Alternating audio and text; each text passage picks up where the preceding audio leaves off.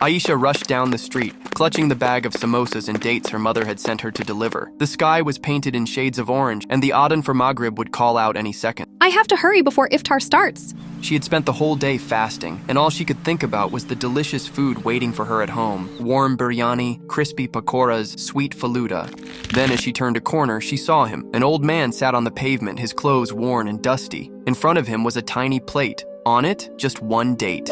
Aisha slowed down. The man sat patiently, staring at the sky, waiting for the adhan. He had nothing else. No drink, no meal, just a single date. She felt lump in her throat. How can he fast all day and have nothing to break his fast with? The call to Maghrib rang through the air.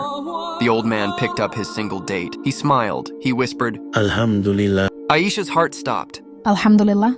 How could he be grateful? He had almost nothing. Her hands tightened around her bag of food. Suddenly, her iftar at home didn't seem so exciting anymore. She walked up to him and knelt down. Uncle, please take this. His eyes widened in surprise. For me? She nodded. May Allah bless you, my child. He smiled and said, Ramadan is not about what's on your plate. It's about what's in your heart. Aisha felt a shiver run through her. The old man took a small sip of water, bit into a samosa, and once again whispered the words, Alhamdulillah. At that moment, Aisha realized she had been fasting with her stomach, but this man had been fasting with his heart.